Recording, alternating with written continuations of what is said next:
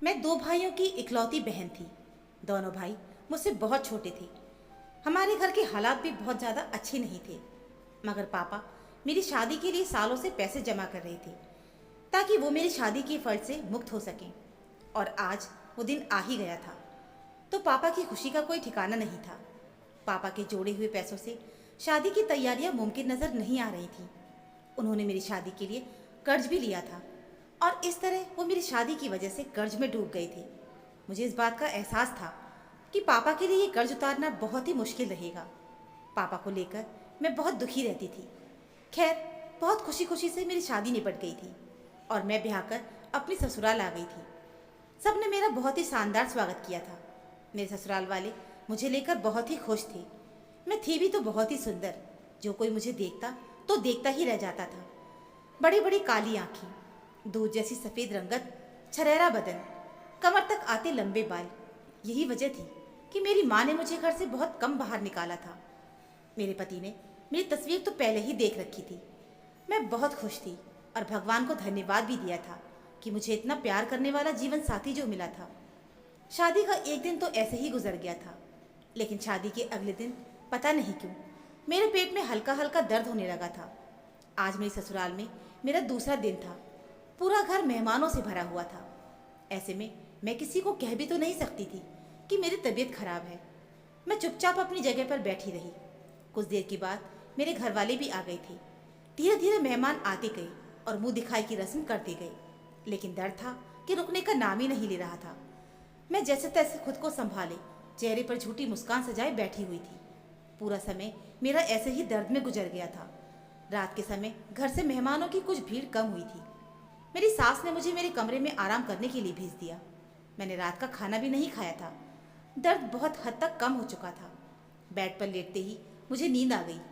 मेरा पति राज कमरे में कब आया मुझे कुछ पता ही नहीं था, लेकिन उसने मुझे डिस्टर्ब करना सही नहीं समझा।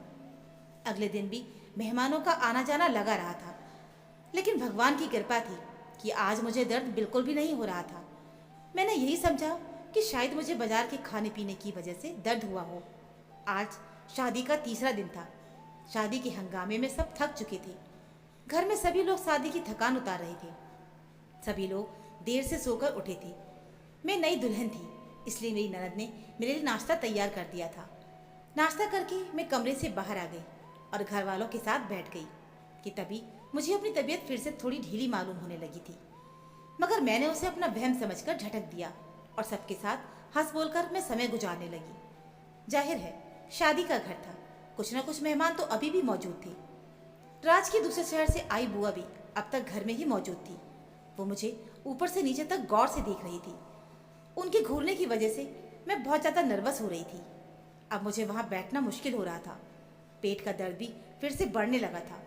ऊपर से बुआ की नज़रें मेरे शरीर के आर पार होती महसूस हो रही थी। वो कमरे में आ गई। शाम के लगभग 5 बजे मुझे अपने पेट में दोबारा से दर्द महसूस हुआ। राज भी उस समय घर पर मौजूद नहीं था। काफ़ी देर मुझे दर्द की तेजी से तड़पते गुजर गई थी कि पेट में दर्द की तेज लहर उठी और मेरी चीख निकल गई। सब लोग मेरे कमरे में दाखिल हुए। मेरी हालत देखकर सब लोग परेशान हो गई थी। राज भी घर आ चुके थे। सास भी मेरी तबीयत को लेकर परेशान थी। उन्होंने आशीर्वाद देकर हम दोनों को डॉक्टर के पास भेज दिया। डॉक्टर के पास पहुंचकर हम दोनों अपने नंबर के इंतज़ार में बैठ गए। अस्पताल में तरह तरह के मरीज आए हुए थे। किसी को अस्पताल में आकर खुशी मिल रही थी, तो कोई अपने प्यारों के लिए भगवान से प्रार्थनाएं कर रहा था। मेरे पेट में अब इतनी तेज दर्द था कि मुझसे बैठा भी नहीं जा रहा था। राज मेरी बारी का इंतज़ार किए बगैर ही डॉक्टर के पास पहुंच गया और उनसे बात की। डॉक्टर ने जल्दी से मुझे इमरजेंसी में पहुंचा दिया और मुझे चेक करना शुरू कर दिया। उन्होंने पूछा कहाँ पे दर्द है, तो मैंने उन्हें अपने पेट के उस हिस्से पर हाथ रखकर बताया जहाँ मुझे दर्द हो रहा था। डॉक्टर को मेरे पेट दर्द की वजह समझ नहीं आ रही थी, लेकिन फिर भी उन्होंने कुछ दवाइयाँ देकर हमें घर भेज दिया। घर आकर मैंने दवाइयाँ खाई। मुझे थोड़ा सुकून सा मिला और मैं सो गई। सुबह तक दर्द बिल्कुल ठीक हो गया था। मैं पहले की तरह ठीक हो गई थी, मगर फिर शाम होते होते मेरी तबीयत फिर से बिगड़ गई और मुझे फिर से अस्पताल ले जाया गया।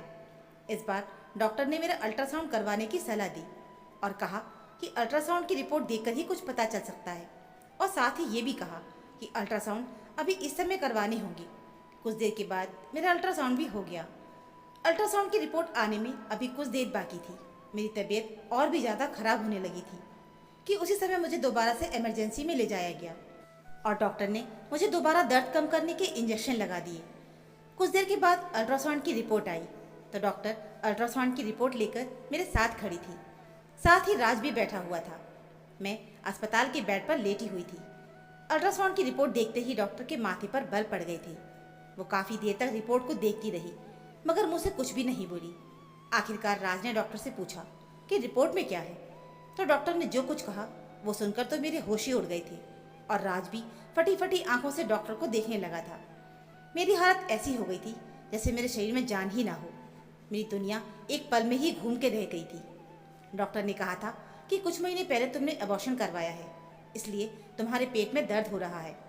मेरी शादी को भी सिर्फ 3 दिन ही हुए थे, ऐसा कैसे मुमकिन हो सकता था। राज ने डॉक्टर से कहा कि हमारी अभी शादी हुई है, सिर्फ 3 दिन ही हुए हैं। तो डॉक्टर हैरान हो गई और मुझे नफरत भरी नज़रों से देखने लगी जैसे मैंने कोई पाप कर दिया हो। डॉक्टर ने कहा कि इस बारे में तो आप अपनी पत्नी से ही पूछें। राज मुझे खून भरी नज़रों से घूर रहा था और मैं मुजरिम ना होते हुए भी उनके सामने सर झुकाए बैठी थी। मुझको समझ ही नहीं आ रहा था कि आखिर मैं अपनी बेगुनाही का विश्वास उन्हें कैसे दिलाऊं। मुझे इस समय अपनी माँ की बातें याद आने लगी जब वो मेरी कम बोलने की आदत से परेशान हो जाया करती थी। वो ये भी जानती थी कि मुझ में कॉन्फिडेंस की बहुत कमी है, मुझे अपने लिए कुछ बोलना ही नहीं आता। और आज जब इतना खास मौका था तो मेरे कैरेक्टर पर बात हो रही थी। मुझ पर कीचड़ उछाला जा रहा था तो मेरे होठ ही सिल चुके थे। कुछ देर के बाद एक नर्स ने आकर मुझे ड्रॉप लगा दी ताकि मेरे पेट का दर्द रुक सके। वो ड्रॉप लगभग 2 घंटे में खत्म हुई। ये 2 घंटे मेरे लिए सूली पर गुजरे थे। मैं कभी प्रेग्नेंट थी ही नहीं, फिर भला डॉक्टर इतनी बड़ी बात कैसे कह सकती थी। ड्रॉप खत्म हुई तो राज मुझे लेकर घर आ गया था। मैं लड़खड़ा रही थी। मुझे अपने पति की लाल आंखें और गुस्सा देखकर खौफ महसूस हो रहा था। प्रेग्नेंट होना तो बहुत दूर की बात थी, मुझे तो मेरे पति के अलावा कभी किसी ने हाथ भी नहीं लगाया था। मैं बिल्कुल पवित्र थी। ये सोच सोचकर मेरे सर में दर्द होने लगा था। राज सीधा अपनी माँ के कमरे में चला गया। उसने मुझे इस बारे में एक शब्द भी नहीं पूछा था। शायद वो डॉक्टर की बात पर ही विश्वास कर रहा था। मुझे एक बार भी अपनी सफाई का मौका नहीं दिया था। तभी कमरे का दरवाज़ा खुला और राज के साथ उनकी माँ भी कमरे में दाखिल हुई। और कमरे में आते ही राज की माँ ने मुझे कोसना शुरू कर दिया था कि कैसे चरित्रहीन बहू उनके पाले पड़ गई है। उन्होंने मेरे सामने ही मेरी माँ और पापा को फ़ोन लगाया और उन्हें न जाने कितनी बातें सुनाई थी और साथ ही ये भी कहा कि आकर अपनी बेटी को ले जाओ। वो ऐसी आवारा और चरित्रहीन बहू को अपने घर में नहीं रख सकते। इस मामले में राज बिल्कुल खामोश खड़ा हुआ था। वो बस खामोशी से अपनी माँ को मेरी माँ और पापा से बातें करते हुए सुन रहा था। मेरी आत्मा जैसे अंदर ही अंदर चीख रही थी। मैं अपनी सफाई में कुछ बोलना चाहती थी लेकिन मेरे मुंह से कुछ भी नहीं निकल रहा था। सबसे ज़्यादा परवाह मुझे अपने माँ बाप की थी कि ये सब सुनकर उनके दिल पर क्या गुजर रही होगी। मैं जानती थी कि मेरे पापा ने मेरी शादी कितनी मुश्किलों से की है, कितनी जगह से उन्होंने कर्ज लिया था। राज की आंखों में तो खून उतर आया था। वो मुझे नफरत और गुस्से भरी निगाहों से घूर रहा था। वो तो मुझे तलाक देने के लिए भी तैयार बैठा था। कुछ देर के बाद मेरी मम्मी और पापा बदहवासी की हालत में मेरे ससुराल पहुंच गए थे। हम सब लोग उस समय हॉल में ही मौजूद थे। हर तरफ मुझ पर ताने पड़ रहे थे। वहाँ पर मौजूद हर आदमी मुझे चुभती हुई और नफरत भरी निगाहों से घूर रहा था। मैं बस कोने में सिकुड़ी सिमटी खड़ी हुई रोए जा रही थी। बस मुझे रोने से मतलब था, इसके अलावा मुझे कुछ समझ ही नहीं आ रहा था कि मैं क्या करूं। राज की बुआ भी मुझे बदचलन और चरित्रहीन जैसे शब्दों से नवाज रही थी। जैसे ही मेरे मम्मी पापा ने हॉल में कदम रखा, मैं भागकर उनके पास चली गई और उनके गले से लगकर रोने लगी थी। मम्मी मुझे चुप कराने लगी मगर मेरे रोने में और भी तेजी आ गई। इतने घंटे तक मुझ पर जो कयामत बीत रही थी अब वो आंसुओं की सूरत में बाहर आने लगी थी। मेरे मम्मी पापा को मेरी सास ने अपने सामने बैठाकर न जाने कितनी बातें सुनाई थी कि आपने क्यों अपनी बच्चलन बेटी को हमारे माथे पर थोप दिया। मेरी माँ मेरे चरित्र की कसम खा रही थी और पापा का तो सर झुक गया था। उस पल मेरे पापा मुझे और भी ज़्यादा कमज़ोर और बूढ़े नजर आने लगे थे। मेरी मम्मी मेरी सास और मेरे पति को यही विश्वास दिला रही थी कि ज़रूर कोई गलत फहमी हुई है, उनकी बेटी ऐसी बिल्कुल भी नहीं है। मगर वो लोग कोई भी बात, कोई भी सफाई सुनने को तैयार नहीं थे। उनकी तो बस यही रट थी कि अपनी बेटी को यहाँ से ले जाओ। अब वो लोग एक पल के लिए मुझे उस घर में बर्दाश्त नहीं करना चाहते थे। तलाक की बात सुनते ही मेरे पापा ने राज के पैरों में अपना सर रख दिया था और उनसे कुछ समय की मोहलत मांगी। राज को मेरे पापा की हालत पर कुछ दया आ गई और वो कुछ दिनों के लिए राजी भी हो गया। कहने लगा कि मैं आपको और आपकी बेटी को थोड़ा समय देता हूँ। अगर आप लोग अपनी बेटी की बेगुनाही साबित नहीं कर सके तो फिर मैं इसे अपने साथ नहीं रखूँगा और मैं इसे तलाक देकर आपके घर भेज दूँगा। मेरे और मेरे मम्मी पापा के लिए ये थोड़ा सा समय भी बहुत था। इतने समय में मैं अपनी बेगुनाही साबित कर सकती थी। मेरे मम्मी पापा मुझे लेकर घर आ गए। मेरे घर में अलग ही कोहराम मचा हुआ था। अभी शादी को तीसरा ही दिन था और मेरे पति की जुबान पर तलाक देने की बातें थी। ऊपर से मेरे चरित्र पर कीचड़ भी उछाला गया था। मुझे कुछ भी समझ नहीं आ रहा था कि आगे क्या होगा। मेरे भाइयों ने डॉक्टर की कही हुई बात सुनी तो वो भी गुस्से से पागल हो गए थे और मुझे मारने के लिए आगे बढ़े। कहने लगे, तुमने सारे जमाने में हमारी नाक कटवा दी, हमें कहीं भी मुंह दिखाने के लायक नहीं छोड़ा। लेकिन मैं तो बस रोए जा रही थी। मैं जब अपने पति और सास को कोई सफाई नहीं दे पाई तो अपने भाइयों को क्या सफाई देती। मेरे मुंह से तो एक शब्द भी नहीं निकल रहा था। मम्मी और पापा ने बीच में आकर मेरे भाइयों के हाथ रोक लिए थे। देखते ही देखते ये खबर पूरे खानदान में फैल गई कि मैं शादी से पहले ही प्रेग्नेंट हो चुकी थी। ये खबर सुनते ही सब लोगों ने अपने दांतों तले उंगलियां दबा ली थी। मम्मी पापा रात भर इसी सोच में अपने कमरे में बैठे रहे। मेरे आने वाले कल के बारे में बातें कर रहे थे और मैं अपने आने वाले कल के बारे में सोचकर परेशान हो रही थी। पूरी रात जागते हुए आंखों में ही कट गई थी। मुझे एक पल के लिए भी चैन नहीं मिल रहा था। सुबह जब मैं अपने कमरे से बाहर आई तो मम्मी पापा तैयार बैठे थे। मुझे देखकर मम्मी ने कहा कि तुम भी तैयार हो जाओ। मैंने मम्मी पापा से कोई सवाल नहीं किया और दोबारा अपने कमरे में जाकर तैयार हो गई। अपना हुलिया ठीक करके जब मैं बाहर आई तो मम्मी ने मुझे बताया कि वो मुझे लेकर दोबारा उसी डॉक्टर के पास जा रही हैं ताकि मेरा दोबारा से चेकअप करवाया जाए, क्योंकि मेरे मम्मी पापा को बिल्कुल विश्वास ही नहीं था कि ऐसा हो भी सकता है। हम दोबारा हॉस्पिटल पहुंच चुके थे। मेरे पति को भी पापा ने फ़ोन करके हॉस्पिटल ही बुला लिया था। राज आना नहीं चाहता था मगर पापा ने ज़्यादा ही जोर दिया तो वो खामोशी से आ गया। अस्पताल में मेरा राज के साथ सामना हुआ तो उसने मेरी तरफ देखना भी गवारा नहीं समझा। मैं अपने आंसू पीकर रह गई। जब हमारा नंबर आया तो मैं मम्मी के साथ डॉक्टर के पास गई। डॉक्टर मुझे देखते ही पहचान चुकी थी, मगर जब मेरी माँ ने उन्हें विश्वास दिलाया कि ऐसा हो ही नहीं सकता कि मेरी शादी से पहले मैं प्रेग्नेंट हो गई हूँ, डॉक्टर भी कुछ सोच में पड़ गई और उसने दोबारा से मेरा अल्ट्रासाउंड लिख कर दिया। मैं मम्मी के साथ दोबारा अल्ट्रासाउंड रूम में पहुँच गई थी। अल्ट्रासाउंड करवा के मैं फ्री हुई तो डॉक्टर ने कुछ देर बाद रिपोर्ट लेकर मिलने को कहा। ये समय मैंने जैसे सूली पर गुजारा था। अगर आज भी अल्ट्रासाउंड की रिपोर्ट में ऐसा ही कुछ आता तो मेरा घर तबाह और बर्बाद होने से कोई नहीं बचा सकता था। यही वजह थी कि मेरा दिल भगवान से रो रो कर प्रार्थना कर रहा था कि अल्ट्रासाउंड की रिपोर्ट बिल्कुल नॉर्मल हो और जो सच है वही सब कुछ सामने आए। कुछ देर के बाद अल्ट्रासाउंड की रिपोर्ट आ गई और रिपोर्ट लेकर मैं डॉक्टर के पास गई। इस बार मेरे साथ सिर्फ मेरी माँ थी। मेरे पापा और मेरे पति बाहर ही मौजूद थे। कुछ देर के बाद मेरी सास भी अस्पताल पहुंच चुकी थी। उनके जुबान पर तो बस यही था कि अब कौन सा डॉक्टर को दिखाना बाकी रह गया है।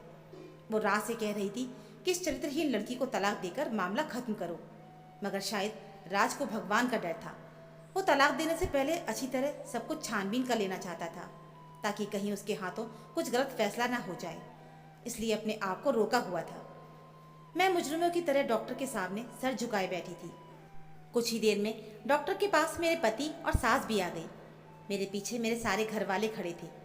डॉक्टर की जुबान से निकलने वाले शब्द मुझे नई जिंदगी भी दे सकते थे या फिर मुझे मौत की गहराइयों में भी फेंक सकते थे। कुछ देर के बाद डॉक्टर के चेहरे पर चौंकाने वाले हाव भाव पैदा हो गए थे, जैसे कुछ गलत हुआ हो।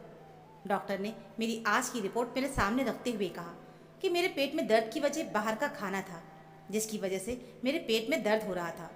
मेरे लीवर पर सूजन आ गई थी, तभी इतना दर्द हो रहा था। डॉक्टर ने मेरी माँ से कहा कि आपकी बेटी प्रेग्नेंट नहीं थी। मेरी सास ने फौरन कहा कि पिछली रिपोर्ट में आपने बताया था कि ये प्रेग्नेंट थी। तो डॉक्टर ने बताया, जिसे सुनकर मेरे पैरों तले ज़मीन निकल गई।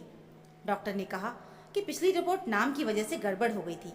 मेरा नाम निशा कपूर था और जिस औरत की रिपोर्ट मेरे पास थी उसका नाम भी निशा कपूर था।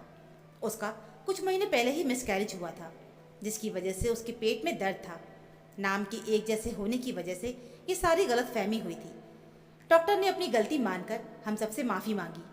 मेरा दिल तो उस समय भगवान को याद करके रो पड़ा था। पति और सास शर्मिंदगी से सर झुकाए खड़े हुए थे।